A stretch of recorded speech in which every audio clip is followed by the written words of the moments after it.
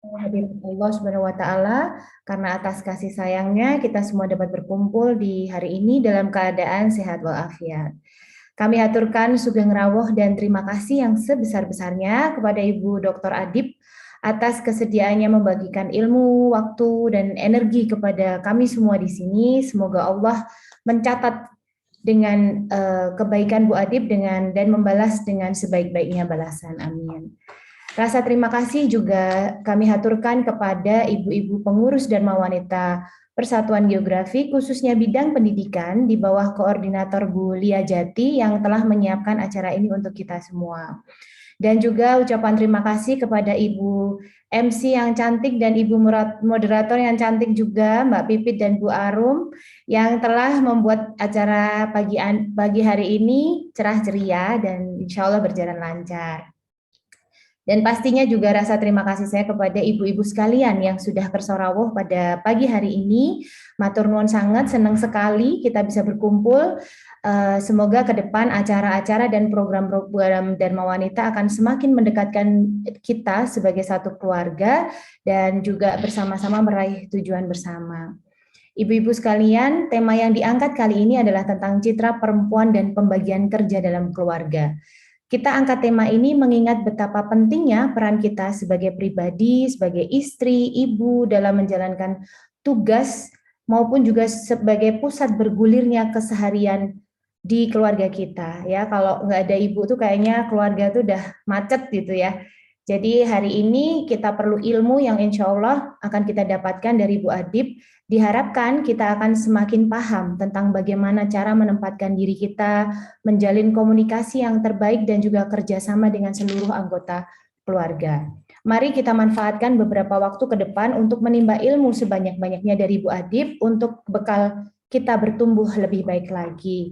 Harapan kita semua, semoga keluarga besar Dharma Wanita Persatuan Geografi menjadi keluarga besar yang harmonis, bahagia, sakinah, mawadah, warohmah. Amin.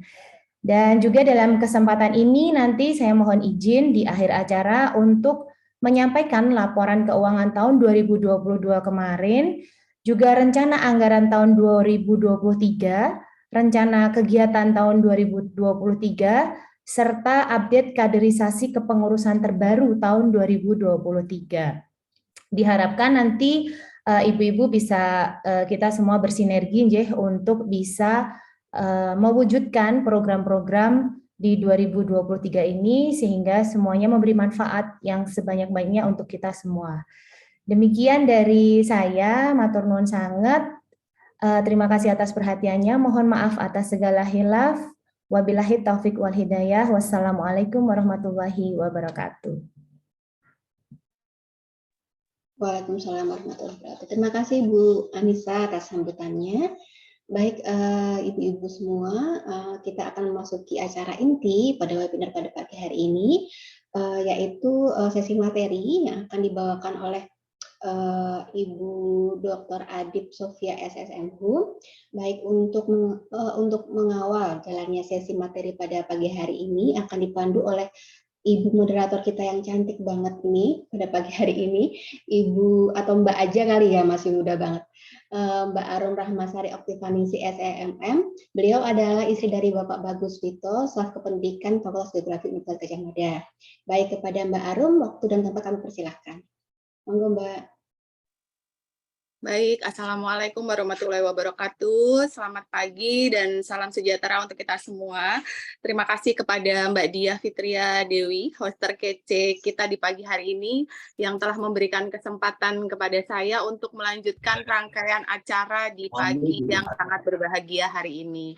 Baik, pertama-tama izinkanlah saya untuk menyapa ibu-ibu yang telah hadir di webinar hari ini.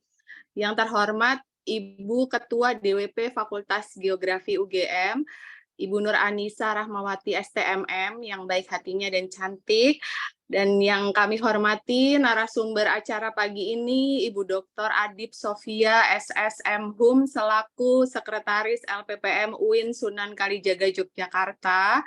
Selamat pagi Bu. Dan yang kami hormati seluruh audiens webinar ibu-ibu anggota DWP Fakultas Geografi UGM yang telah sama-sama hadir di kesempatan yang berbahagia hari ini. Baik ibu-ibu sekalian, di era kekinian saat ini, ya, maka tidak ayal seluruh wanita memiliki peran ganda di keluarganya dan harus seimbang secara religiusitas. Nah, banyak wanita berperan mengurus rumah tangga sekaligus bekerja, dan hari ini ya alhamdulillah kita difasilitasi oleh DWP Fakultas Geografi UGM untuk belajar menimba ilmu bagaimana sih kita bisa menjalankan peran sebagai ibu ya, sebagai teman suami, sebagai teman anak, dan juga tentunya kita tetap bisa menjalankan peran kita khususnya hablum minallah seperti itu. Nah, marilah kita simak pemaparan dari pemateri kita. Nah, tentu saja sebelumnya izinkanlah saya untuk memperkenalkan pemateri kita pagi ini. Berikut CV singkat beliau.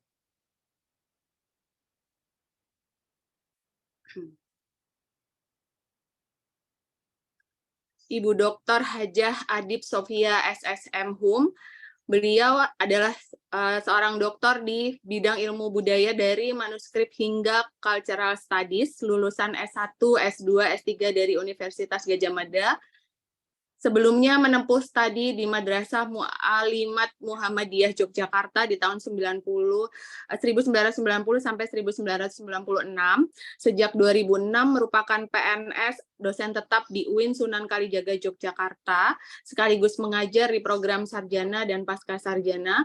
Beliau menjabat sebagai Kaprodi Sosiologi Agama di tahun 2015 sampai 2020, Sekretaris Lembaga Penelitian dan Pengabdian Masyarakat LPPM dari tahun 2020 hingga saat ini, dan beliau menjabat sebagai Ketua Pusat Studi Manuskrip 2022 hingga saat ini, dan aktivitas publik beliau mengurus Asosiasi Sosiologi Agama Indonesia dari 2019 hingga saat ini, sebagai anggota Masyarakat Naskah Nusantara dari tahun 2011 hingga saat ini, pengajar UAD dan UMY di PUTM dari 2016 hingga saat ini, narasumber pada pertemuan ilmiah di berbagai perguruan tinggi, sesekali hadir di TVRI, ADI-TV, TVMU, TA-TV, serta masyarakat luas secara luring dan daring. Masya Allah ya.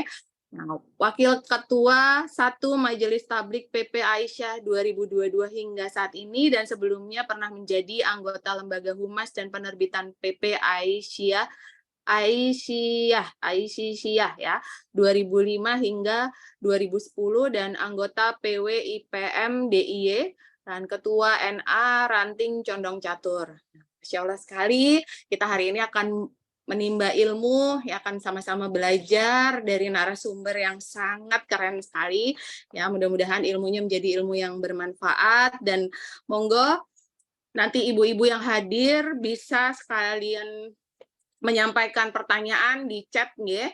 Nah, sambil menyimak, jadi disiapkan pertanyaannya, disampaikan saja di chat, dan kemudian sebelumnya izin ya Bu Adip, materi ini disampaikan 30 menit, dan nanti setelah 30 menit itu akan ada sesi tanya jawab. Tanpa panjang lebar lagi, kepada Ibu Adip, kepada Ibu Dr. Adip Sofia, saya persilahkan untuk memaparkan materi tentang citra perempuan di masa saat ini, khususnya citra perempuan dalam pembagian kerja di keluarga dari tinjauan sosiologi dan konsep religiusitas secara umum.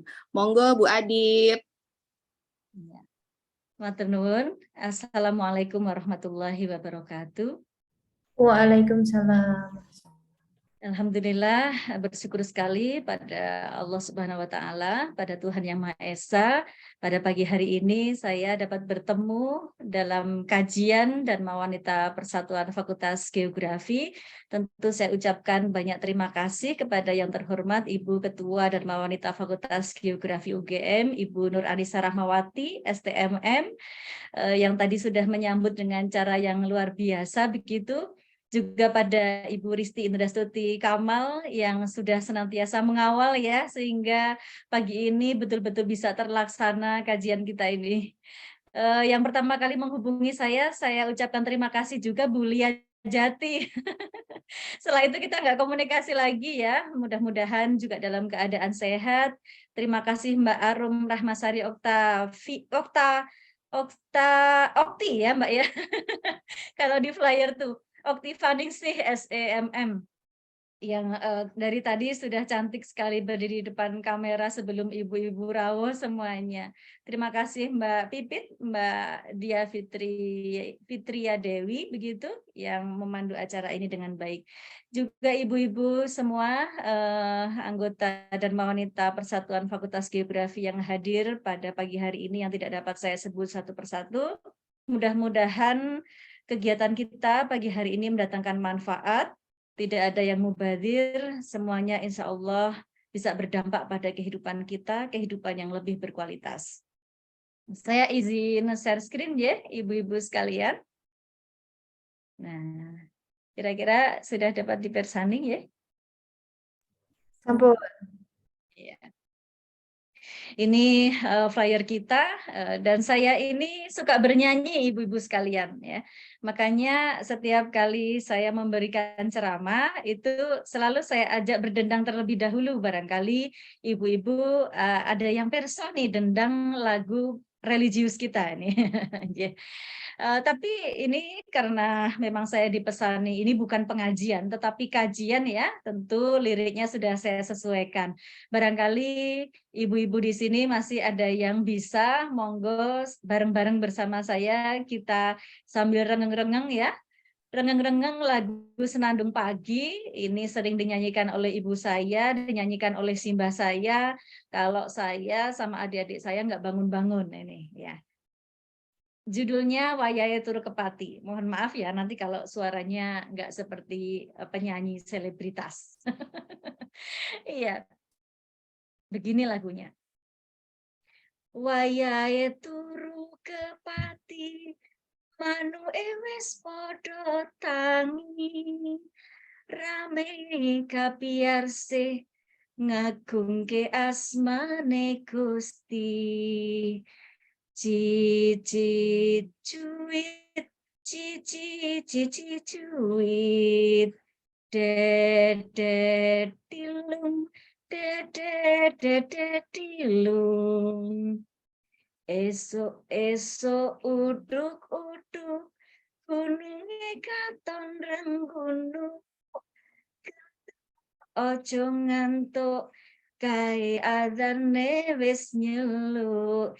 Kae manu wis nyeluk, cici cuit, cici cuit, dede tilung, dede tilung, sisih wetan bangde, ojo podo ongkang, kakang menyang Plumbang, sesuci nuli sembahyang. Cici cuit, dede tilung, dede tilung. Nah ini ibu-ibu sekalian adalah hasil karya sastra ya. Bait pertamanya i, bait keduanya u, dan bait ketiganya adalah ang. Sastra diciptakan untuk membangun jiwa, diciptakan dari hati, dan diharapkan bisa juga sampai ke hati. Apalagi kalau yang nyanyi suaranya bagus ya, itu mungkin bisa lebih sampai ke hati. Tapi ini tadi karena suaranya pas-pasannya, mudah-mudahan bisa untuk pengingat-ingat saja bahwa kita dalam kehidupan ini tidak boleh lepas dari kedudukan kita sebagai hamba yang harus selalu memenuhi panggilan Sang Pencipta. Ibu-ibu dan mbak-mbak sekalian, kalau kita melihat di flyer itu adalah kata citra perempuan, kan begitu ya? Citra perempuan, tapi organisasi kita ini organisasi Dharma Wanita gitu. Nah, sebelum kita mengkaji apa itu citra perempuan, kita bisa melihat dari sebetulnya perkembangan kedua kata ini. Setelah Indonesia merdeka ya, ibu-ibu sekalian, memang yang dominan digunakan itu adalah kata wanita. Kata wanita itu pada saat saya mu'alimat dulu, kira-kira kelas 1 sanawiyah atau kelas 1 SMP begitu tepatnya. Kalau di mu'alimat tidak boleh pakai kata perempuan, pakainya kata wanita. Ojo yo nduk gitu kata guru bahasa Indonesia saya.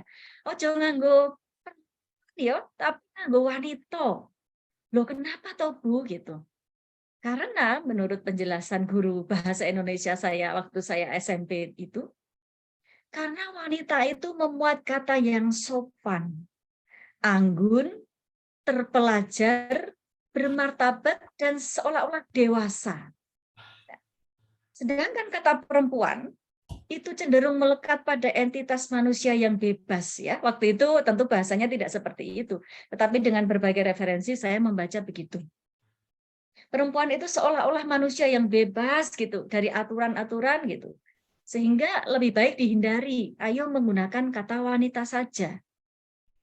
Sehingga pada waktu itu hampir semua lembaga formal juga menggunakan kata wanita. Misalnya nama kongres ya, ada sebuah kongres organisasi namanya Wanita Indonesia. Kemudian organisasi kita ini namanya adalah Dharma Wanita. Belakang hari menjadi Dharma Wanita Persatuan ya, DWP. Di lembaga-lembaga perguruan tinggi juga unit-unit kajian perempuannya disebut sebagai pusat studi wanita. Atau waktu itu disebut PSW seluruh Indonesia. Tapi yang namanya ilmu pengetahuan kan terus berkembang ya. Kalau kita nggak percaya ilmu pengetahuan, pasti kita tidak mempercayai misalnya makan bagi bayi itu 4 bulan kan dulu dilakukan karena ada ilmu pengetahuan, sekarang jadi 6 bulan kan gitu. Karena kita mempercayai ilmu pengetahuan, maka kita mengikuti temuan-temuan yang terbaru. Nah, dalam perkembangan ilmu juga begitu. Berbagai riset dalam perspektif historis atau kesejarahan, linguistik atau perspektif bahasa, pragmatik atau perspektif komunikasi dalam penggunaan, semiotik itu perspektif tanda, ya, ilmu tanda atau ilmu simbol, politis juga dikaji dalam kajian-kajian gender dan juga ideologis ya. Sebetulnya penggunaan perempuan dan wanita ini beda apa enggak sih gitu? Ternyata ibu-ibu dan mbak-mbak sekalian ada bedanya. Karena kata wanita itu berasal dari bahasa Sanskerta. Referensi yang saya baca begitu. Yaitu kata vanita ya, karena bahasa Sanskerta kan pakai VVV ya. Banyak V kemudian di kita diserap menjadi W begitu. Karena dibacanya kan sambil berat gitu, vanita. Yang memiliki arti yang diinginkan. Berarti entitasnya itu adalah pasif, yang diinginkan, bukan yang menginginkan sesuatu gitu. Artinya wanita bukan dianggap sebagai jenis kelamin tertentu, melainkan sebagai objek yang selalu diinginkan. Oleh siapa? Pasti subjeknya adalah entitas yang lain di luar perempuan. Hanya ada 2, laki-laki dan perempuan, berarti diinginkan oleh laki-laki, kan begitu. Berarti dia pasif, berarti dia adalah objek saja dari sesuatu yang diinginkan oleh entitas lain. Nah, kemudian ada kajian juga secara etimologis atau secara akar kata. Kata perempuan ini berasal dari kata empu. Tentu ibu juga sudah sering mendengar. Empu itu artinya adalah pemilik. Ya, buktinya kita masih menggunakan kata-kata itu, yaitu mempunyai. Kenapa semua KPTS itu luluh ya? Misalnya kata parkir jadi memarkir, tapi kata mempunyai nggak jadi mempunyai. Karena apa? Karena dari kata empu gitu. Empu itu artinya adalah pemilik. Orang yang mahir. Ya, misalnya mahir membuat keris, makanya disebut sebagai empu ini, empu ini, empu ini. Mahir sekali. Bisa juga tuan ya, tuan-tuan tanah, tuan-tuan yang ditinggikan oleh masyarakat itu juga disebut sebagai empu. Atau orang yang berkuasa, menguasai berbagai jenis pekerjaan, menguasai berbagai wilayah, itu juga empu. Atau yang mempunyai, atau seorang kepala, seorang hulu, atau sesuatu yang paling besar. Itulah empu dalam berbagai macam referensi. Sehingga ibu-ibu dan mbak-mbak sekalian, kata perempuan itu sekarang umumnya digunakan untuk menunjuk manusia segala umur ya. Untuk jenis kelamin tertentu yang bukan laki-laki tapi segala umur. Nanti kalau lebih muda kan mbak-mbak, lebih tua kan ibu-ibu, tapi kalau dari segala umur ya perempuan itu. Kata ini dinilai oleh para pakar bahasa terkini ya, memiliki arti yang mulia karena memuat kemandirian perempuan, ada empu tadi, ada potensi perempuan, dan juga ada kesetaraan dengan laki-laki. Nggak usah dibuat-buat sopan-sopan, nggak usah dibuat-buat anggun-anggun, nggak usah dibuat-buat seolah-olah terpelajar, bermartabat dan dewasa. Perempuan itu lugas, sehingga kata ini sekarang dipilih oleh para penggerak, ya, seperti LSM menggunakan kata perempuan, gerakan perempuan, pasti begitu. Menyebutnya bukan gerakan wanita, tapi gerakan perempuan. Kemudian kata perempuan ini kalau kita menarik pada sejarah masa lampau justru digunakan sebagai simbol perjuangan. Misalnya pada 22 Desember yang kita peringati sebagai Hari Ibu, itu nama kongresnya adalah Kongres Perempuan. Ya, kemudian menjadi disebut sebagai Hari Istri pada masa era Soekarno, lalu kesininya dianggap sebagai Hari Ibu. Makanya kalau mengatakan Hari Ibu itu sama dengan Mother's Day itu salah sejarah, karena sebetulnya sejarahnya adalah bagaimana perempuan itu bisa setara dengan laki-laki, bukan dalam arti yang sama dengan Mother's Day yang dikenal di Barat. Sehingga ketika kita menggunakan hari ini Dharma Wanita menggunakan kata citra perempuan sebagai flyer, sebagai judul, itu sangat tepat. Karena berarti kita mengembalikan kata perempuan itu pada spirit awal gerakan perempuan di Indonesia. Yang bagaimana? Yang setara dengan laki-laki. Ya, kalau organisasi kita ini adalah organisasi Dharma Wanita, itu kan persoalan sejarah ya. Karena pada masa Orde Baru memang di mana-mana kata-kata yang dipakai sebelum ada kajian-kajian terbaru tentang kata perempuan dan wanita, memang menggunakan kata wanita yang lebih banyak. Nah, dari penjelasan tentang dua kata ini, ibu-ibu, mbak-mbak sekalian, kita jadi tahu kan sebetulnya citra perempuan kini yang diharapkan itu bagaimana?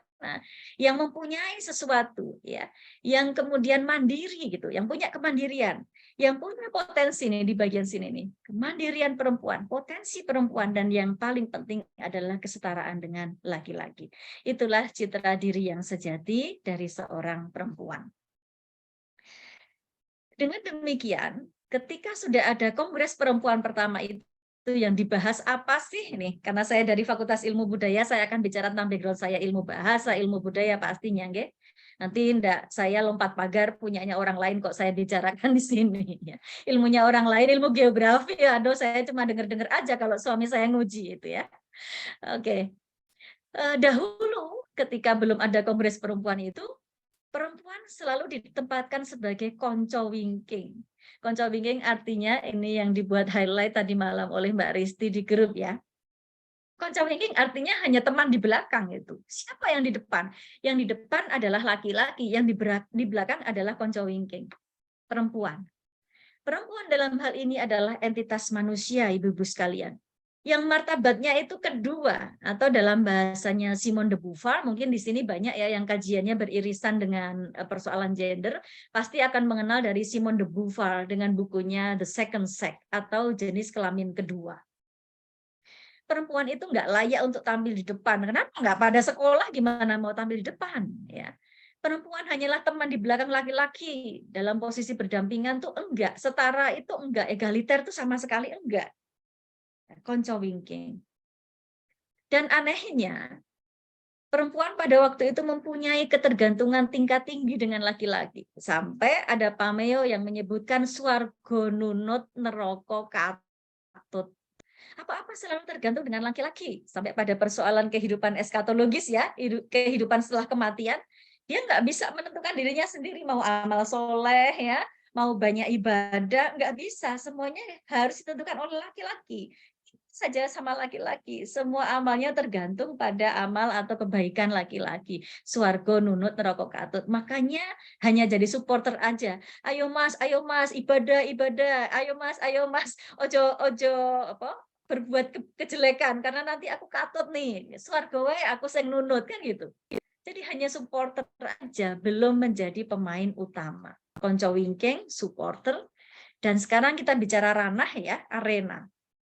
Arena perempuan pada waktu itu hanya sumur, dapur, kasur. Ada satu lagi yang menambahi pupur ya.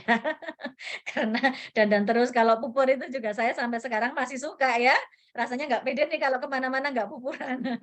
Kalau bapak-bapak kan nggak apa-apa tuh nggak pupuran. Tapi bapak-bapak sekarang juga pada ganteng-ganteng loh dengan caranya masing-masing ya. Areanya sumur. Sumur itu persoalan air ya, mencuci, kemudian memasak di dapur, kemudian kasur itu dalam pelayanan pada suami gitu. Jadi ranahnya itu ranah domestik. Tanggung jawabnya seolah-olah ya hanya di dalam rumah. Ya, ini banyak interpretasi tekstual pada orang-orang yang ngajinya itu ngaji tekstual ya. Itu menempatkan perempuan hanya di dalam rumah saja. Dia nggak boleh keluar rumah. Kalau keluar rumah harus mengenakan pakaian yang serba tertutup begitu. Tidak boleh memiliki peran-peran publik, beramal di luar rumah itu tidak boleh. Itu banyak kajian-kajian tekstualis yang seperti itu. Tapi sebetulnya kalau kita mau beragama, agama kita juga mengajarkan untuk tidak hanya tekstualis. Apa saja yang ada dalam teks Al-Quran dan hadis dipahami itu saja tidak. Tapi kita harus juga mampu mengkaji itu semua secara kontekstualis. Konteksnya apa pada saat itu? Misalnya pada ayat-ayat poligami, masna wasulasa waruba, itu kan ya, gitu ya. Nah, kemudian itu teksnya, bagaimana konteksnya kita harus cari dan gali lebih jauh.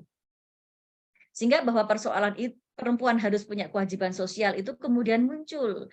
Perempuan harus punya kemampuan aktualisasi diri itu juga harus muncul dan perempuan itu terbiasa dengan maka area perempuan punya kewajiban sosial tidak hanya di ranah domestik, tetapi ada tanggung jawab sosial yang ada di luar rumah, yaitu arena publik. Nah, ibu-ibu dan mbak-mbak sekalian, untuk mengerucutkan pada masalah kita tentang prinsip pembagian kerja itu bagaimana? Paling pentingnya yang pertama adalah pemahaman antara suami dan istri serta anak-anak di rumah tentang derajat manusia. Perempuan dan laki-laki itu sama diciptakan oleh Allah itu sebagai makhluk Tuhan yang sama. Dalilnya banyak sekali kalau dalam Islam. Tentu dalam agama lain saya yakin tidak menafikan sama sekali laki-laki itu tinggi, perempuan itu rendah. Tentu tidak. Banyak sekali ajaran-ajaran agama yang menyebutkan bahwa laki-laki dan perempuan itu sama. Apa yang membedakan? Yang membedakan itu cuma dua, yaitu apa? Ilmu. Kalau misalnya manusia itu berilmu, tentu Tuhan akan meningkatkan derajat gitu. Orang-orang yang berilmu. Yang kedua adalah kedekatan atau ketakwaan kepada Tuhan. Itulah yang membedakan antara sesama manusia. Bukan persoalan dia laki-laki ataupun perempuan. Sehingga kalau ada masalah derajat ini sudah selesai di dalam rumah, pembagian kerja ini menjadi enak. Siapa yang mengerjakan ini, siapa yang mengerjakan itu, disepakati bukan berdasarkan dengan jenis kelamin, tetapi berdasarkan pada siapa yang mampu, siapa yang berkesempatan gitu. Kamu saja karena kamu lebih bisa, kamu saja karena kamu lebih mampu ya, kamu saja karena ini lebih relevan ya, dan sebagainya. Bukan karena kamu saja karena kamu laki-laki, kamu saja karena kamu perempuan. Masalah menjemput anak misalnya ya, kalau di dalam keluarga kan sepele banget nih. Menjemput anak itu adalah tugas ibu misalnya ya. Tetapi kita sama-sama tahu bahwa itu tuh bisa dilakukan bersama-sama. Sehingga pada masalah seperti itu derajat perempuan dan derajat laki-laki sama ya, dikomunikasikan saja. Siapa yang sempat, siapa yang bisa, siapa yang sehat gitu, jalan gitu. Jadi tidak kemudian membagi diri, ini tugasnya bapak, ini tugasnya ibu, ini tugasnya wong lanang, ini tugasnya wong wedok. Tapi berdasarkan kesepakatan bersama, siapa yang mampu, siapa yang sehat, siapa yang sanggup, siapa yang kuat. Nah, persoalan lainnya adalah cinta. Ya. Kalau ada mahabbah atau cinta, itu pasti ada sesuatu yang kita rasakan di dalam hati, nggih. Ada rasa damai, ada rasa kasih, ada rasa sayang. Ini terjemahan dari Samara. Sakinah, damai, mawaddah, kasih, rohmah, sayang. Samara. Kalau kita di dalam berumah tangga itu kok belum tercipta rasa damai, rasa kasih, dan rasa sayang, berarti pertanyaan ini. Kita masih harus terus menggali gitu. Sudahkah ada cinta yang tumbuh di dalam pernikahan kita ini?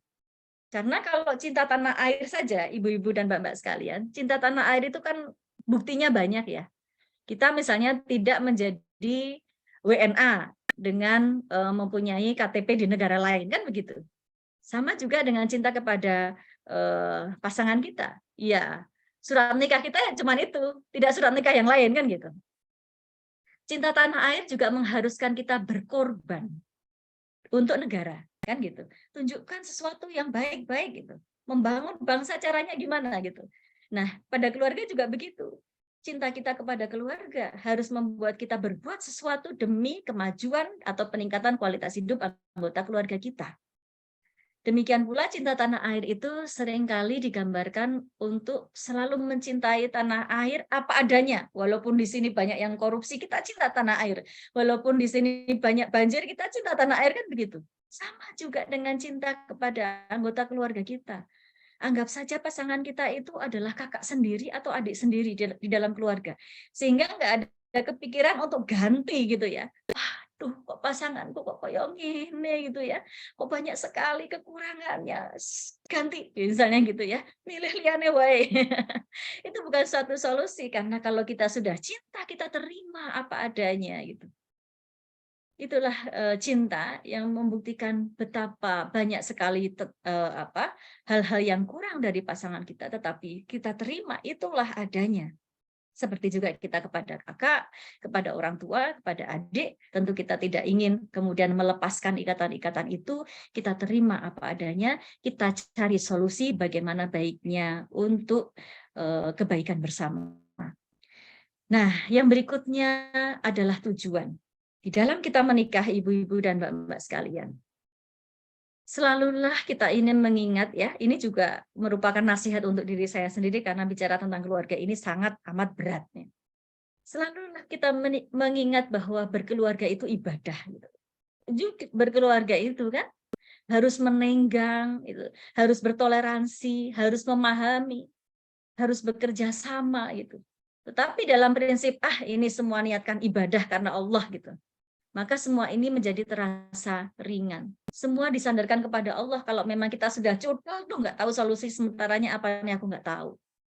Ada kerjasama, ada keseimbangan, dan selalu ingat bahwa Allah, Tuhan, selalu campur tangan dalam setiap urusan kita. Minta kepada Tuhan, ya Tuhan, aku udah nggak sanggup lagi misalnya.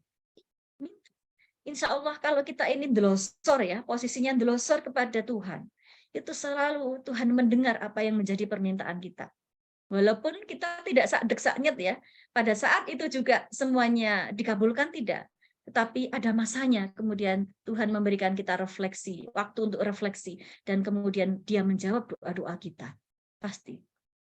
Kalau ibu-ibu mau berdoa, itu sebetulnya Al-Fatihah sudah mengajarkan ya, bagaimana cara kita berdoa dan bagaimana cara kita meminta juga pada pasangan kita.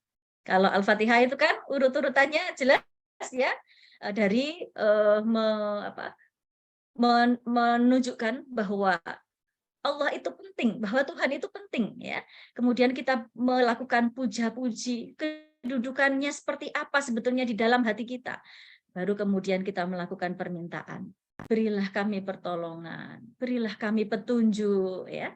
Supaya apa? Supaya begini, begini, dan begini. Nah, itu adalah adabnya. Adabnya itu kalau kita meminta sesuatu kepada suami, kepada anak-anak juga tidak boleh to the point. Tetapi kita dudukkan juga pada persoalan, ini mamah tuh sayang banget sama kamu.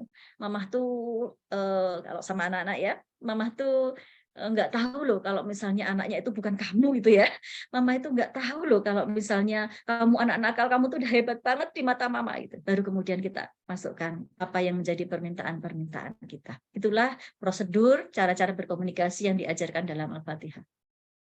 Nah, kita juga perlu menjaga komitmen kita, ibu-ibu semua, bahwa yang namanya pernikahan itu adalah perjanjian yang teramat sangat kuat.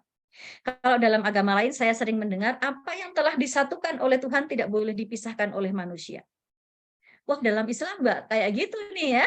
Adanya banyak yang tadi poligami, terus cerai boleh gitu. Tapi sebetulnya ada ayat lain nih, ada 3 jumlahnya yang menunjukkan mitsaqon ghalidho. Mitsaqon ghalidho itu adalah perjanjian yang teramat sangat kuat gitu.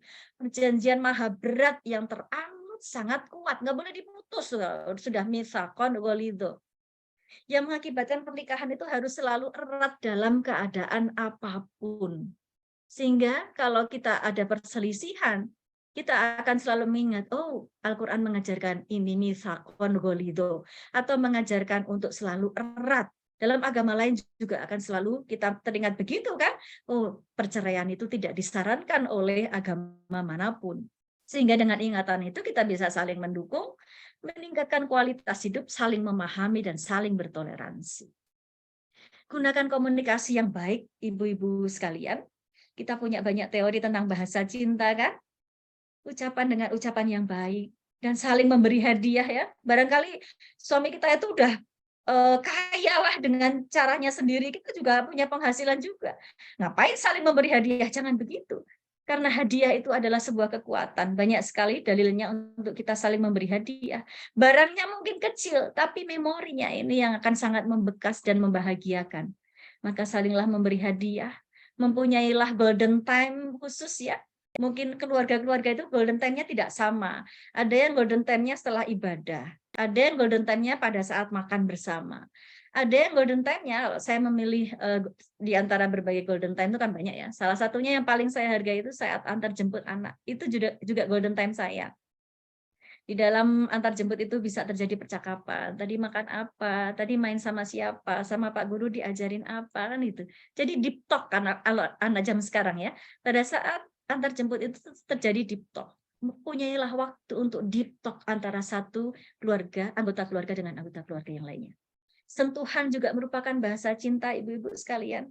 Jangan segan-segan untuk berlaku mesra pada pasangan kita, pada anak-anak kita, karena kita akan memberikan pelayanan yang terbaik itu dengan cara sentuhan ya. Kemudian membuatkan kopi di pagi hari misalnya ya. Menyiapkan air putih aja itu biasanya sangat berterima kasih sekali pasangan kita, walaupun hanya air putih, walaupun hanya menyediakan sedikit persoalan gitu ya, barang-barang yang dia sukai gitu, itu sudah sangat membuat happy. Kemudian ada teori-teori terkini tentang parenting, itu adalah jangan menggunakan banyak kata-kata pernyataan, tetapi pertanyaan, ibu-ibu sekalian. Pertanyaan itu akan membuat lawan bicara kita mempunyai waktu untuk memberikan argumen. Ya, misalnya kepada suami kita, kalau misalnya dia terlambat datang gitu ya, telat iki mesti saka nggone koncone sing kae ya. Iki mesti saka nggone Mas kae yo kene dolan rono misalnya gitu. Itu kan udah ngejudge ya, kita memberikan pernyataan, tapi lebih baik dengan pertanyaan. Ini kok agak malam, kenapa ya gitu. Dan itu juga mengingat tentang waktu ya, mengingat tentang waktu, misalnya apakah dalam keadaan lapar, apakah dalam keadaan lelah ya, apakah dalam keadaan sulit, itu juga kita perlu memahami bahwa pernyataan-pernyataan kita tepat atau tidak kita sampaikan pada waktu itu. Dan hindarilah kata-kata yang menyudutkan ya, misalnya kata tumben. Tumben itu saya mengusulkan untuk jarang-jarang digunakan saja ya. Karena orang kalau menggunakan kata tumben, menjawabnya tuh kewuhan. Dalam bahasa Jawanya tuh kewuhan ya. Misalnya anak kita dibilangin, tumben sinau. Wah, itu kan nggak enak. Jawabnya gimana? Biasanya orang sinau apa gimana ya? Atau kita mengunjungi rumah orang ya, bawa oleh-oleh gitu. Lalu yang punya rumah tumben gawa oleh-oleh, itu kan nggak enak. Jawabnya gimana? Waduh, biasanya aku nggak bawa, biasanya nggak punya uang, biasanya nggak sempat, kan nggak enak. Tapi kita bisa menggunakan kalimat-kalimatannya yang kira-kira menunjukkan keramahan kita, membuat orang lain bisa berargumen atas semua itu. Dan yang terakhir adalah kita harus selalu mau belajar seperti di forum ini ya. Saya mengikuti loh beberapa kali Zoom-nya Dharma Wanita ini ya. Pada saat Pak WR1 UMY itu saya ikut sampai saya share materinya ke teman-teman angkatan saya ya, karena begitu kerennya berbicara juga tentang keluarga sakinah waktu itu. Kemudian ada persoalan lain beberapa kali saya ikut kok Bu Nur Anissa ya. Cuman silent reader aja tuh di grup karena saya nggak sempat, itu bukan karena saya nggak mau tapi karena saya nggak sempat untuk menindaklanjuti lebih jauh. Perlu terus-menerus belajar ya tentang kemampuan interpersonal, terutama yang sangat urgen untuk kita lakukan sekarang adalah listening skill. Kalau bagaimana ngomong itu banyak ya, banyak yang bisa. Tapi kalau bagaimana mendengar itu yang sulit untuk dilakukan. Kan mendengar itu tidak hanya pendengar pasif ya, pendengar itu juga harus pendengar aktif. Ketika anak-anak curhat dengan kita misalnya, jangan disambi HP-an ya. Kita kan sekarang sudah gadget addict banget nih, mau tidur HP, mau mandi HP, bahkan di dalam kamar mandi aja kadang-kadang HP, mau makan juga HP ya. Kadang-kadang mau berkumpul di rumah aja, ini makan bersama yuk, padahal sama-sama di dalam rumah, tapi kita dari WA gitu instruksinya. Nah, kadang-kadang kemampuan kita untuk listening skill itu menjadi tidak terasa ketika anak-anak bercerita kita sedang pegang HP. Bu ini nih, saya delete lagi nyekel HP gitu ya. Tapi sebagai pendengar aktif kita harus juga menunjukkan bahwa kita gembira ya. Oh ya, terus, Njok, oh no, itu anak kemudian merasa diperhatikan. Pasangan juga begitu, kemampuan mendengar ini perlu terus-menerus kita pelajari. Juga kemampuan memahami sebagai self improvement. Kalau kita ini hidup kok hanya begini-begini saja, kan ajaran agama tidak mengajarkan ya. Ajaran agama mengajarkan barang siapa yang lebih baik daripada hari kemarin, maka kita termasuk orang yang beruntung. Barang siapa yang sama saja, kita termasuk orang yang rugi. Barang siapa yang lebih jelek daripada hari kemarin, kita termasuk orang yang celaka. Kenapa? Karena dunia terus berputar. Kalau kita stuck di satu tempat, maka kita akan terlindas ya, tergilas atau tersudut di pojok sejarah. Kita nggak bisa mengikuti perkembangan zaman. Oleh karena itu, mau tidak mau, yang namanya belajar harus terus-menerus kita lakukan. Ada 3 hal yang menjadi indikator kita ini sukses di dalam melakukan self improvement dengan cara belajar. Yang pertama, punya niat untuk belajar terus ya, seperti mengikuti Zoom ini adalah orang-orang yang niat nih berkumpul untuk belajar, dan saya niat untuk berbagi kepada ibu-ibu dan mbak-mbak sekalian. Yang kedua, anti baper nih. Pada saat kita belajar nanti kan kita akan banyak berubah. Misalnya kita sering memberikan nasihat pada orang lain, tiba-tiba orang lain nggak suka ya, tiba-tiba mungkin orang lain jadi ngeblok WA kita, atau mungkin ada yang keluar dari grup, nggak apa-apa. Yang namanya orang mau belajar, orang yang mau self improvementnya bagus itu anti baper. Dan yang terakhir adalah punya planning. Di dalam kehidupan kita punya planning mungkin ya. Kapan kita mau umroh, kapan kita mau haji, ya, kapan kita mau mulai sedekah, kapan kita mau wakaf, kapan kita mau gini-gini, ada planningnya. Jadi masalah ibadah, masalah kebaikan juga tidak mengalir begitu saja dalam kehidupan kita. Tapi kita punya planning. Kapan kita mau begini, mau begitu, ada tahapan-tahapannya. Mungkin sudah mau 30 menit sudah lewat ya, Mbak? Iya, Ibu. Ada waktu 10 menit lagi, monggo. Oke, baik. Baik. Ibu dan Mbak-mbak sekalian, banyak sekali kalau dalam sosiologi keluarga, fungsi-fungsi keluarga itu apa? Ada yang bilang tentang fungsi biologis ya, tentu karena kita terikat secara biologis dengan suami dan anak-anak kita, jelas. Ada yang fungsi rekreatif, ada yang fungsi edukatif, ada fungsi sosialisasi sehingga kita bisa bergaul, ada fungsi protektif gitu, ada fungsi afeksional ya, ada fungsi ekonomis dan sebagainya, dan religius juga pastinya. Tapi yang akan saya garis bawahi pada pertemuan kita ini adalah fungsi rekreatif. Fungsi rekreatif itu adalah ketika kita kembali ke keluarga, kita akan merasa happy, senang, dan bahagia gitu ya. Tidak justru sebaliknya. Waduh, ini mau pulang nih ya. Bentar lagi udah sampai rumah, sebel aku kalau udah sampai rumah. Kadang-kadang begitu ya. Tidak ya, tidak boleh seperti itu karena konsep keluarga itu adalah memiliki fungsi rekreatif. Ketika semua anggota keluarga kita datang kepada kita, maka di rumah ya, maka ada kebahagiaan yang diperoleh. Nah, ini ada resep ibu-ibu dan mbak-mbak sekalian dari orang tua saya. Kebetulan pada tahun 2016 keluarga kami, keluarga orang tua saya ya, diberi hadiah oleh Pak Menteri Agama sebagai keluarga Sakinah Nasional Teladan. Sebelumnya itu di tingkat kelurahan, kecamatan, kemudian provinsi ya, dan akhirnya di tingkat nasional. Waktu itu ditanya, apa sebetulnya resep Bapak Ibu sehingga menjadi keluarga sakinah?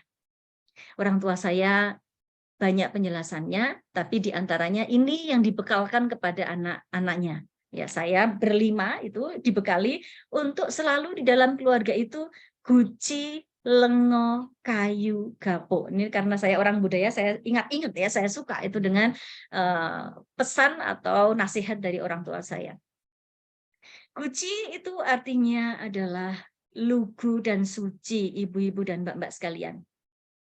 Lugu artinya satu pasangan dengan pasangan lain itu harus saling terbuka, bicara apa adanya. Jangan ada yang ditutup-tutupi. Misalnya salah satu pasangan membantu keluarganya yang miskin ya, karena nggak enak gitu dengan istrinya atau dengan suaminya, mainnya kucing-kucingan ya, transfer gitu. Nah, ketika ketahuan transfer, kamu transfer berapa? Aku transfer 250, padahal transfernya 500.000 misalnya gitu ya. Itu kalau slip transfernya kelihatan atau HP-nya bisa diakses berapa transfernya di M-Banking ya, bisa jadi perkara karena tidak ada kejujuran antara pasangan ya. Nah, itu akan lebih enak jika satu pasangan dengan pasangan lain itu saling terbuka. Jadi enak. Misalnya Anda HP ya, HP ini kalau bisa suami bisa mengakses HP kita juga, jadi nggak deg-degan juga ketika komunikasi kita dengan orang lain selalu terjaga, nggak usah pakai emoticon love pada orang lain yang berlainan jenis ya, nggak usah pakai banyak-banyak emoticon yang cium pipi kanan, cium pipi kiri ya, sehingga kadang-kadang deg-degan ya kalau suami mau gopaynya penuh ya, mau beli apa-apa pakai ini nggak deg-degan karena komunikasi kita dengan orang lain terjaga. Itu lugu. Yang kedua adalah suci. Suci itu adalah berprasangka baik atau husnudon kalau dalam bahasa agama Islam. Pasangan kita itu melakukan sesuatu yang terbaik untuk kita, maka kita tidak boleh ya, tidak perlu untuk selalu bersuudon ya, selalu berprasangka buruk. Misalnya sedang malam-malam kok buka WA, aduh mau betul kok buka WA, ini mesti buka WA chat karo sopo. Nah itu namanya suudon. Tapi kita berhusnudon saja. Mungkin ada koordinasi, besok pagi mau upacara, harus koordinasi malam. Jadi kita berhusnudon saja. Guci, lugu, dan suci. Lengo ibu-ibu sekalian. Kalau ada yang menteleng itu mendelik ya, marah berarti fire nih. Kalau di sinetron ada banyak fire-nya. Ya. Yang satunya lungo. Lungo itu adalah mengambil jarak. Bukan berarti lungo sak teruse ya, bukan berarti lungo seterusnya, bukan. Tapi mengambil jarak seperti kata Mas Tulus dalam lagunya, ruang sendiri gitu. Jadi kalau ada yang menteleng, ada fire, jangan tambahin on fire, nanti jadi fire on fire, rumah tangganya terbakar nanti. Tapi berikanlah waktu supaya cooling down dulu. Kita bisa mengambil jarak ya dengan nyanyi misalnya ya. Kalau saya masih ingat lagu dari guru SD saya itu, yen ora pati cetha mesemo, yen ora bisa kondo mesemo, yen atimu rada gelo mesemo, iraskan go tombo mesemo, ditinggal kosek kulah, tinggal siram-siram bunga. Nanti kan seiring dengan waktu nyanak-nyanak sendiri, seiring dengan waktu bersahabat sendiri, akan menjadi keluarga bahagia lagi ketika fire-nya sudah hilang. Lengo nek ono sing menteleng, sing siji lungo. Kayu nek ono sing teko, sing siji guyu. Kalau misalnya habis ada yang berpergian, siapapun ya, siapa yang duluan pulang, nggak usah laki-laki, nggak usah perempuan, yang di rumah guyu. Assalamualaikum, misalnya suaminya datang. Yang di rumah, usahakan kalau dalam ilmu pragmatik, saya kuliah di FIB dulu, usahakan yang di rumah nadanya lebih tinggi. Assalamualaikum. Waalaikumsalam. Nah, kan fungsi rekreatif keluarga jadi berfungsi ya. Di rumah jadi bahagia karena disambut dengan salam yang luar biasa. Assalamualaikum. Waalaikumsalam. Nah, kalau seperti itu, kabur yang pulang ya. Bisa pergi lagi kalau dikejutin begitu jawabannya. Maka kalau ada yang teko, yang anggota keluarga di rumah, guyu. Usahakan membuat majelis siapapun yang baru datang masuk ke dalam rumah. Assalamualaikum, jawabnya adalah Waalaikumsalam yang lebih tinggi nadanya. Terakhir, ibu-ibu dan mbak-mbak sekalian, adalah gapo. Gapo itu kalau ada anggota keluarga yang mendapatkan kelegaan, lego, ya, anggota keluarga yang lain itu ngepok-pok atau memberi apresiasi. Lego itu artinya prestasi kebahagiaan, ya. Anggota keluarga yang lainnya ngepok-pok atau memberi apresiasi. Mama, nilaiku 80. Dimarahi anaknya. Gimana tuh nilaiku 80? Sudah dilesin, sudah dianterin, sudah tambah guru, tambah ini, tambah itu. Oh, masih 80 aja. Itu anak bisa kabur kalau seperti itu. Kalau ada yang lega, mendapat kelegaan 80 itu udah perjuangan yang luar biasa ya. Kita sampaikan, nggak apa-apa, besok 90, besok belajar giat lagi jadi 100, pasti anak ibu bisa. Itu namanya ngepuk-puk. Lagi misalnya, Bu, gajiku alhamdulillah munggah gitu ya. Piro Pak? Gitu. 100.000. Hah? Mundak komeng 100 gitu ya. Dipaito malahan ya. Kan seperti itu. Kalau misalnya memang 100 enggak apa-apa. 100 yang penting berkah. Ora apa-apa Pak, 100 yang penting berkah insya Allah.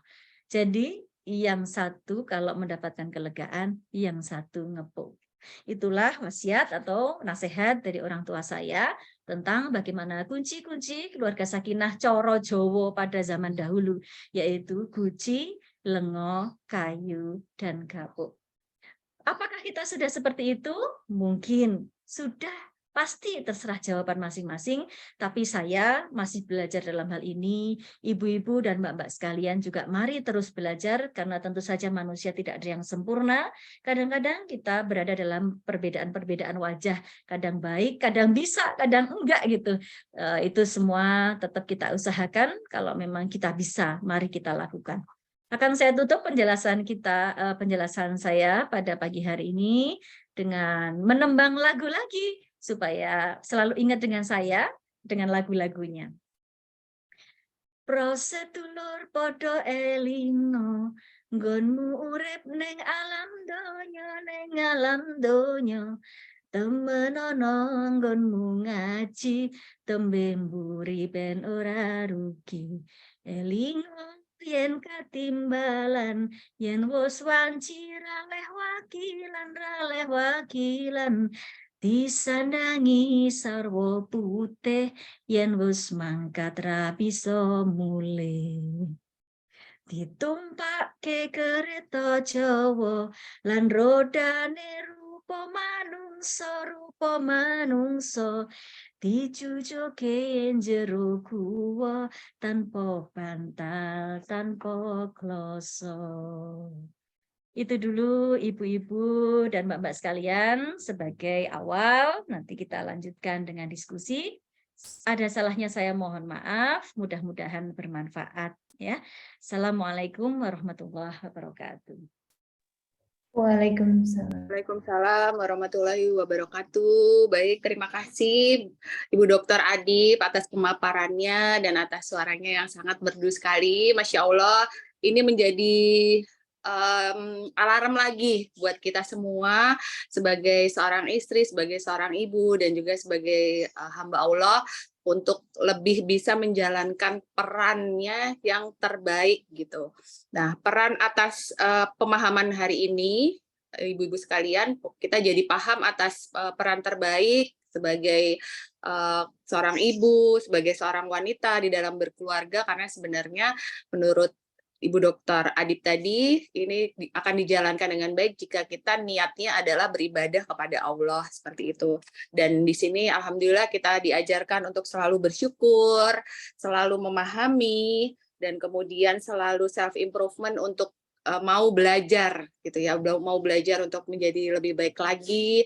Dan kemudian alhamdulillah tadi diberikan ilmu ya untuk menjadi keluarga sakinah, keluarga yang tenang, adem ayem versi Jawa, yaitu guci, lengo, kayu, gapuk ya. Matur nuwun sekali nggih Bu Adip, ini benar-benar jadi ilmu baru buat kami, dan insya Allah nanti kami juga akan menjalankan apa yang didapatkan hari ini. Dan langsung saja ini masuk ke sesi diskusi tanya jawab. Pertama ada dari Ibu Risti. Ya, Ibu Risti menanyakan, ini Bu Adip, bagaimana cara belajar untuk bisa terbuka, berkomunikasi yang baik dan santun dengan pasangan, karena kadang perempuan sudah ragu atau takut atau marah dulu sebelum bicara, mengingat watak dasar laki-laki kurang terampil sebagai pendengar, selalu ingin memberi solusi padahal perempuan sejatinya ingin didengarkan. Oke, pertanyaannya bagus Mbak Risti. Monggo Bu Adip bisa langsung dijawab saja nggih, dan ibu-ibu yang lainnya silakan kalau ada pertanyaan monggo langsung di drop ke chat saja nggih. Ini kesempatan yang sangat bagus sekali untuk curhat online ceritanya ya, dan langsung dapat solusinya dari ahli gitu nggih. Nah, monggo Bu Dr. Adip untuk langsung dijawab saja. Terima kasih Mbak Risti Kamal ya. Bagaimana nih caranya kita ini biar belajar terbuka ya, berkomunikasinya tetap santun pada pasangan, soalnya belum udah ragu dulu, takut dulu, marah dulu gitu ya. Dan sementara laki-lakinya biasanya kurang terampil sebagai pendengar gitu ya. Kadang-kadang belum kita baru cerita separuh udah dikasih solusi, padahal maunya curhat aja. Oke, kayaknya banyak ya yang kasus-kasusnya seperti itu. Ibu-ibu dan mbak-mbak sekalian, memang yang saya sampaikan tadi itu harus sama-sama dipahami dan sama-sama dipelajari ya. Makanya saya senang ya kalau misalnya menyampaikan materi seperti ini tuh yang mendengar laki-laki dan perempuan juga gitu. Karena kadang-kadang kalau yang terus-menerus ingin memperbaiki diri itu perempuannya gitu, kan banyak tuh pengajian-pengajian banyaknya ibu-ibu, kajian-kajian di mana-mana banyak ibu-ibu gitu, bapak mau dengerin gitu. Itu kemudian di rumah dipraktekkan itu nggak balance karena yang sana nggak belajar juga gitu ya. Oleh karena itu perlu trik-trik gitu sebetulnya kalau cara kita mengambil hati supaya mau mendengar itu bagaimana.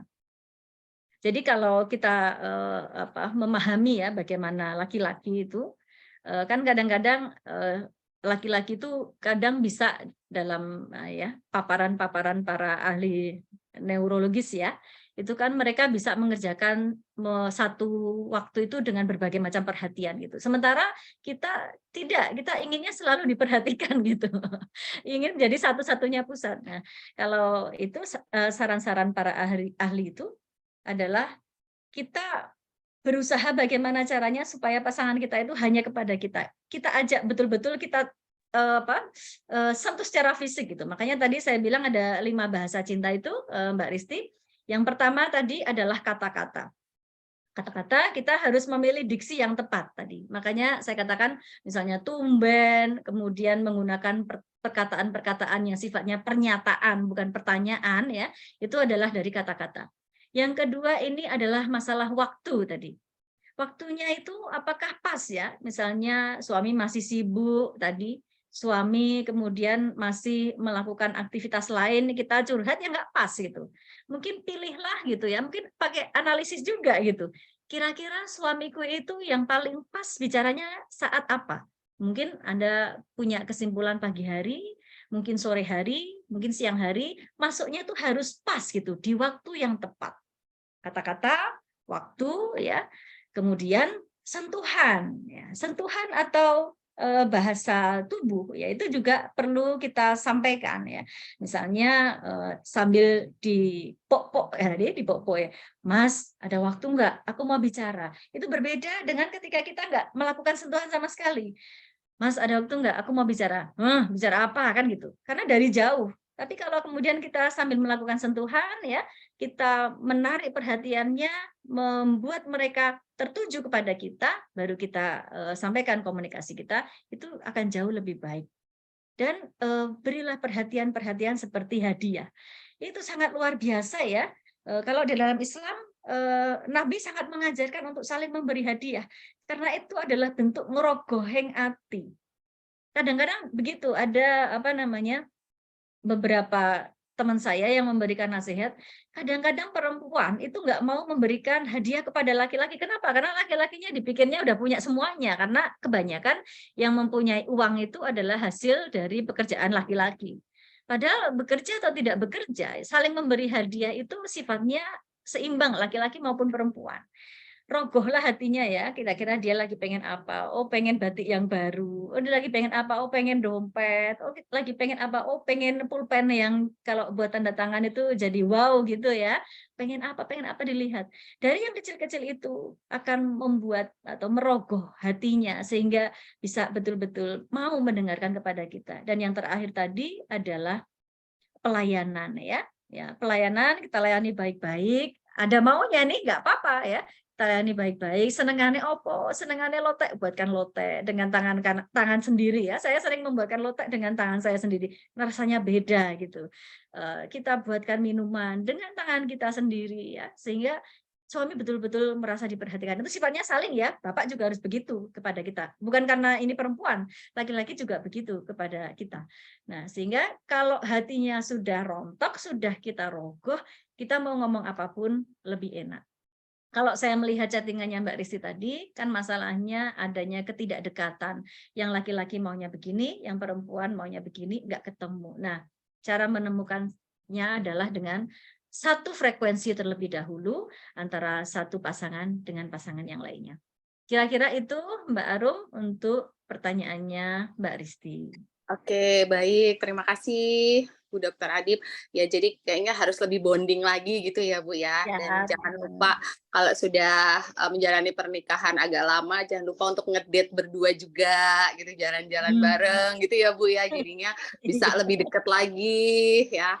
Kayak lagi pacaran lagi gitu. Anak-anaknya nggak usah diajak dulu, mungkin gitu. Benar Jadi nanti sekali, bisa ada waktu me time berdua ya.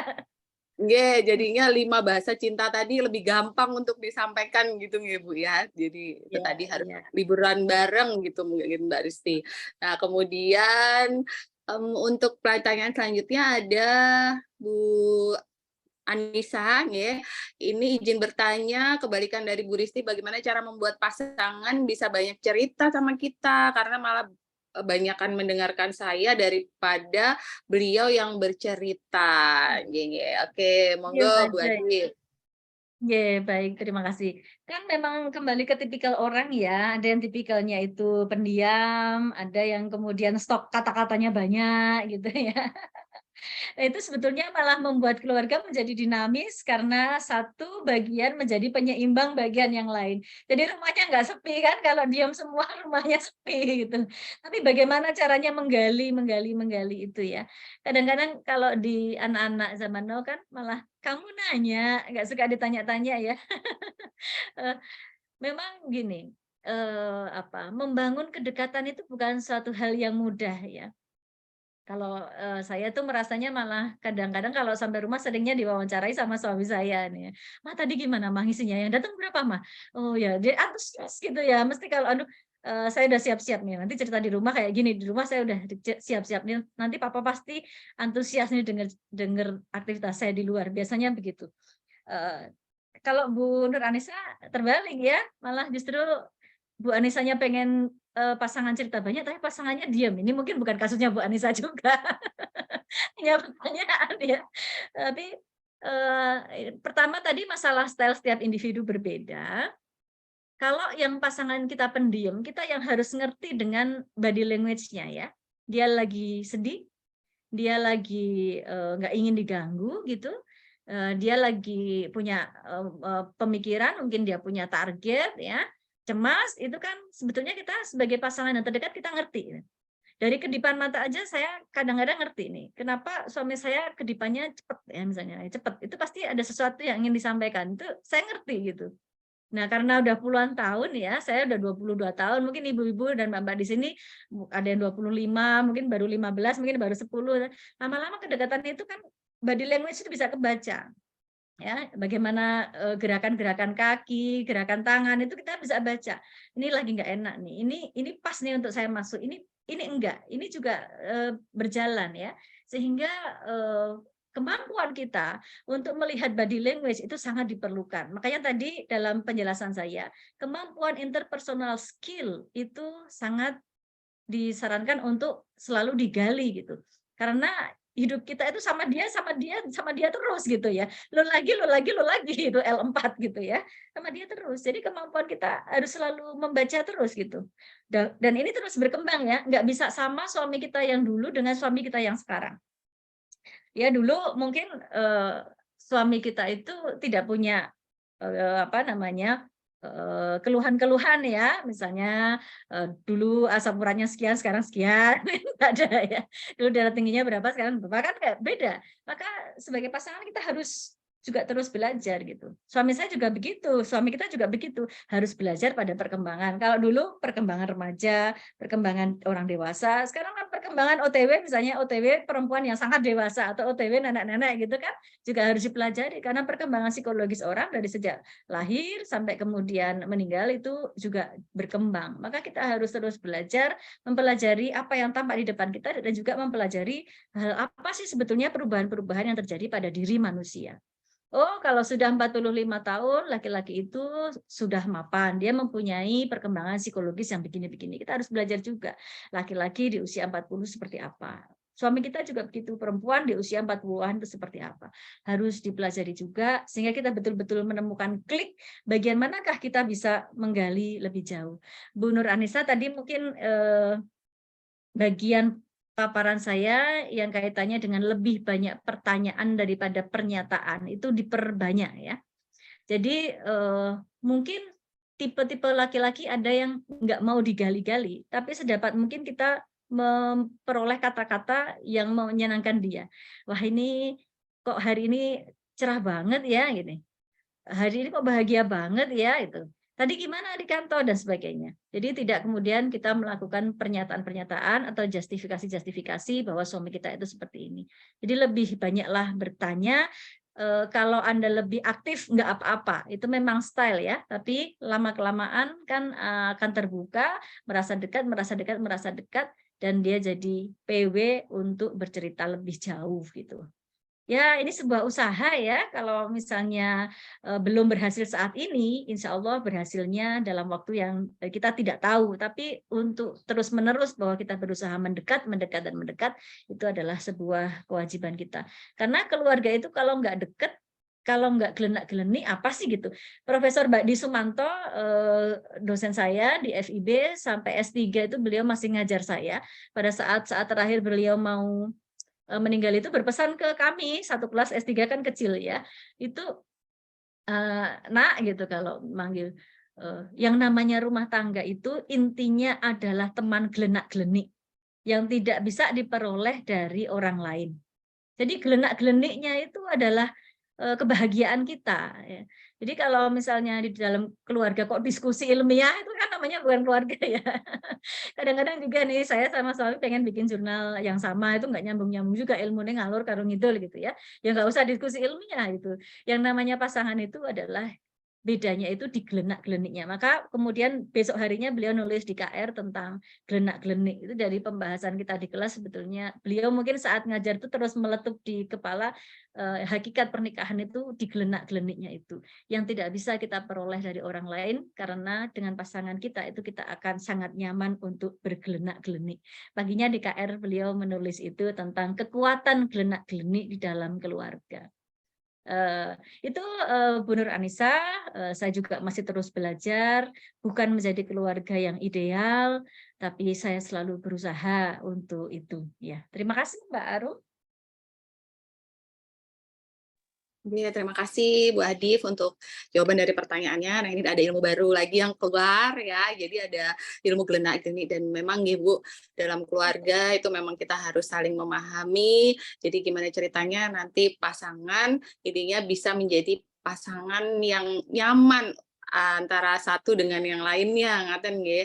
Jadi nanti beliau kalau sudah nyaman pasti beliau akan deep talk ya, akan melakukan percakapan yang lebih, dan mungkin dimulainya dari percakapan yang enteng-enteng aja gitu kali ya Bu.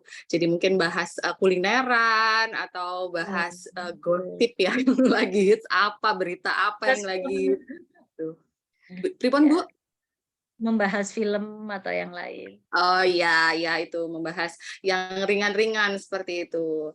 Nah, oke, baik. Kemudian ini ada tanggapan dari Bu Risti lagi. Nyon sewu izin nyambung Bu, apakah ada cara-cara misal semacam tes psikologi untuk dapat mengetahui bahasa cinta kita maupun pasangan? Karena ada 5 J. Kalau berbeda dan tidak saling tahu kan jadinya nggak nyambung atau salah treatmentnya. J, matur suwun sebelumnya kata Bu Risti. Pripun itu Bu Adip, Ya, apakah ada tes psikologi untuk 5 bahasa cinta tadi? Iya, baik, terima kasih. Karena saya bukan berasal dari background psikologi ya, sehingga saya tidak tahu itu pakai instrumen apa untuk mengukurnya. Ya, tetapi yang saya sampaikan itu semua adalah bahasa simbol. Kalau bahasa simbol kan bahasanya orang budaya itu ya.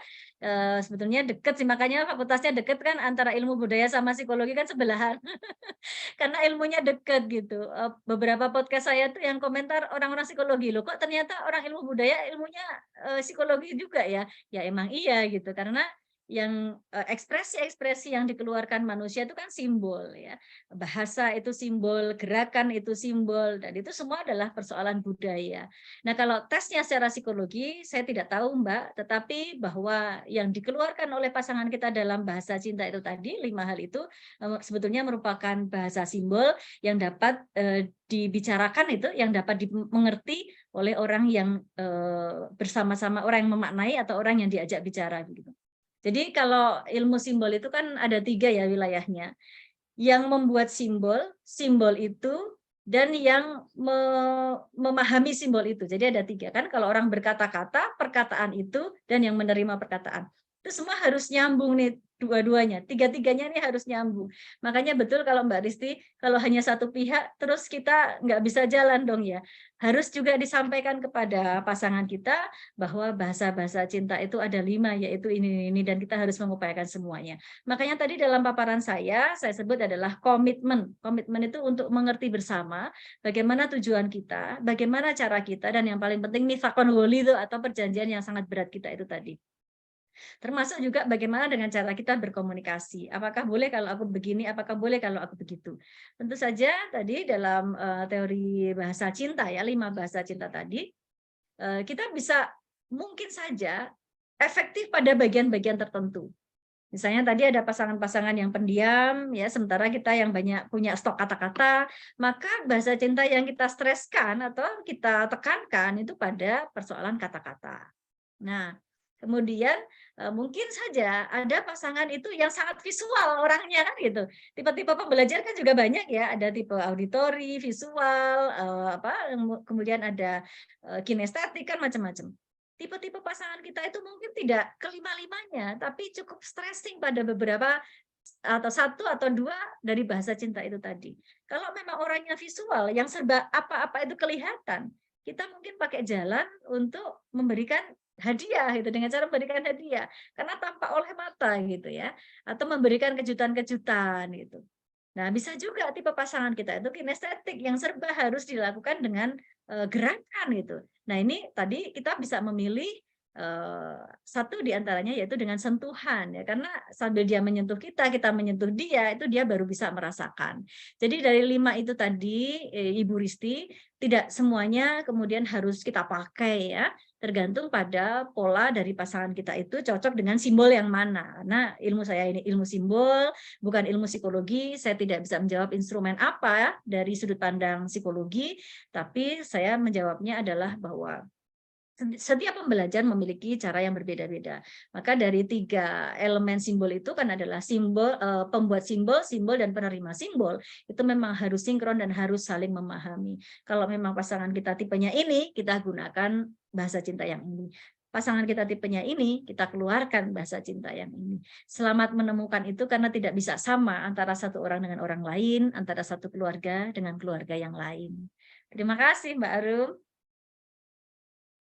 Sami-sami Ibu. Apakah ada satu pertanyaan lagi, Ibu-Ibu? Oh, ada Ibu Diani nih. Ini pertanyaan terakhir karena waktunya sudah mepet. Kemudian pertanyaan dari Ibu Diani, bagaimana menghadapi persepsi orang bahwa pekerjaan domestik itu pekerjaan perempuan, tidak wangun jika dikerjakan laki-laki. Pekerjaan domestik ini yang gimana maksudnya ya, Bu? Ya, ini masih mindset patriarki di dalam kebudayaan masyarakat ya. Ini juga kita pelajari dalam kebudayaan kita bahwa sampai saat ini yang namanya PSB sekarang sudah berubah biasanya menjadi PSG ya, pusat studi gender di mana-mana sekarang sudah berubah. Pusat studi gender di mana-mana masih menemukan bahwa masyarakat Indonesia ini masih bias gender gitu. Di antaranya apa? Di antaranya masih mempunyai pandangan patriarki seperti ini bahwa yang namanya pekerjaan domestik itu adalah untuk perempuan, pekerjaan publik untuk laki-laki gitu. Misalnya laki-laki kok nyapu, tidak wangun gitu ya. Laki-laki kok masak, tidak wangun. Nah, wangun dan tidak wangun ini masalah culture gitu. Yang sebetulnya culture ini bisa berubah dengan apa?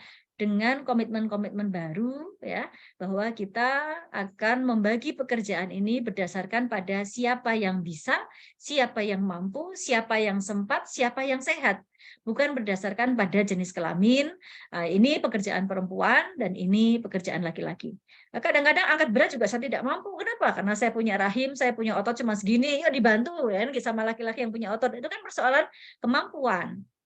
Jadi dibicarakan siapa yang mampu, siapa yang sehat, ya, siapa yang sempat, ya dibicarakan berdasarkan komitmen tadi, bukan berdasarkan pada kamu laki-laki dan aku perempuan. Jadi wangun dan tidak wangun itu masalah culture. Kita bisa hidup di dalam culture itu, ya. Tapi ingat bahwa kita sudah lama diperjuangkan sejak tahun 1928 loh, di Hari Ibu itu 22 Desember 1928 udah dibahas ini sumur dapur kasur. Itu bukan persoalan perempuan, karena persoalan perempuan itu selain punya kewajiban di rumah juga punya kewajiban untuk membangun bangsa di level publik. Begitu kira-kira Mbak Diani. Selamat berkomitmen dan berbagi pekerjaan dengan baik dengan pasangan.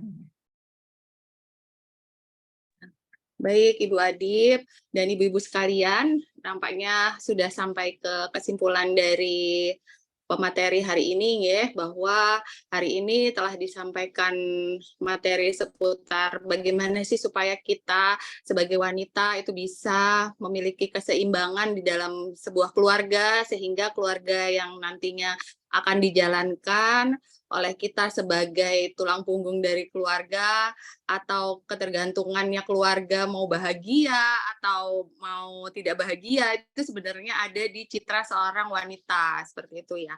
Dan hari ini kita sudah belajar, dan intinya pada saat seorang wanita itu memiliki ilmu, maka akan dinaikkan derajatnya, dan pada saat kita sebagai wanita itu bisa selalu bersyukur, terus kemudian saling memahami, dan tadi mengetahui bagaimana ilmu sakinah di dalam keluarga, insya Allah keluarga yang terbentuk nantinya itu akan berfungsi secara rekreatif. Jadi anggota keluarga yang akan masuk ke keluarga nantinya, baik anaknya, suaminya, ataupun istrinya sendiri, itu akan nyaman, dan keluarga itu adalah tempat kembali yang selalu dirindukan oleh anggota-anggota keluarganya.